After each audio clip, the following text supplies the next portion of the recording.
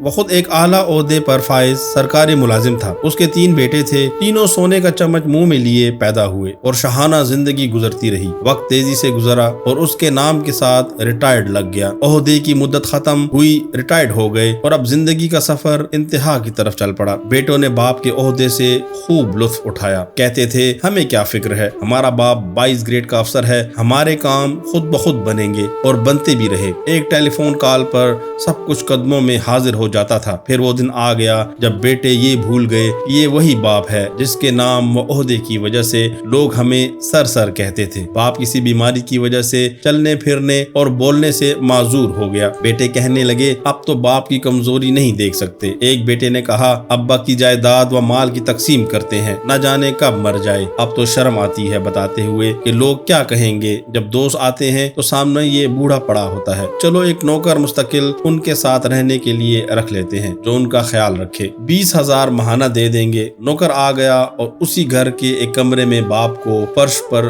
گدا لگا دیا گیا۔ نوکر کو کہا کہ اس کا پورا خیال رکھنا، ہمیں کوئی شکایت نہ ملے۔ بیٹوں کی شادیاں ہوئیں، ایک نے گرمی کی چھٹیاں گزارنے فرانس کا پروگرام بنایا اور دوسرے نے لندن اور تیسرے نے پیرس کا، اور ہر جگہ اپنا تعارف 22 گریڈ کے افسر کے بیٹے ہونے سے شروع کرتے۔ نوکر کو تاکید کی کہ ہماری 3 ماہ بعد واپسی ہوگی، تم بابا کا پورا خیال رکھنا اور وقت پر کھانا دینا۔ جی اچھا صاحب جی، سب چلے گئے اور وہ باپ اکیلا گھر کے کمرے میں لیٹا سانس لیتا رہا، نہ چل سکتا تھا نہ خود سے کچھ مانگ سکتا۔ نوکر گھر کو تالا لگا کر بازار سے بریڈ لینے گیا تو اس کا ایکسیڈنٹ ہو گیا، لوگوں نے اسے ہاسپٹل پہنچایا اور وہ کومے سے ہوش میں نہ آ سکا۔ بیٹوں نے نوکر کو صرف باپ کے کمرے کی چابی دے کر باقی سارے گھر کو تالے لگا کر چابیاں ساتھ لے گئے تھے۔ ملازم اس کمرے کو تالا لگا کر چابی ساتھ لے کر گیا تھا کہ ابھی واپس آ جاؤں گا۔ اب بوڑھا ریٹائرڈ سرکاری افسر کمرے میں لاک ہو چکا تھا اور وہ چل پھر نہیں سکتا تھا، کسی کو آواز نہیں دے سکتا تھا۔ لہٰذا 3 ماہ بعد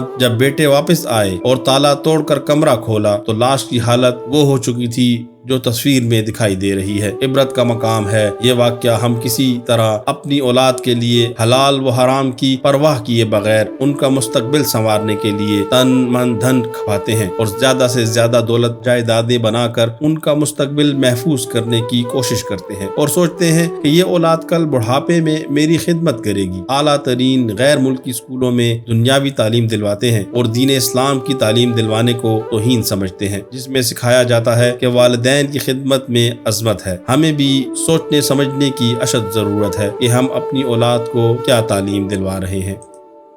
YouTube ایک بہت بڑی دنیا ہے اور آپ ہمیں کہاں ڈھونڈتے پھریں گے، اسی لیے ہمارے چینل کو سبسکرائب کریں، بیل آئیکن پر کلک کریں تاکہ ہر آنے والی نئی ویڈیو آپ تک بآسانی پہنچائی جا سکے، کیونکہ علم ضروری ہے۔